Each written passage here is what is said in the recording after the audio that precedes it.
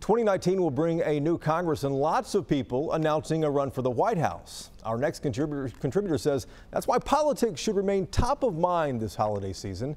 Here's Debbie Georgatos from 660 AM The Answer with My Voice, My Opinion. We celebrate the Hanukkah and Christmas seasons by giving gifts.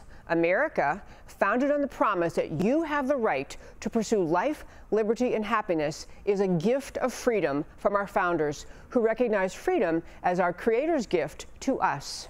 Today, prominent Democrats are selling socialism, marketing Marxism.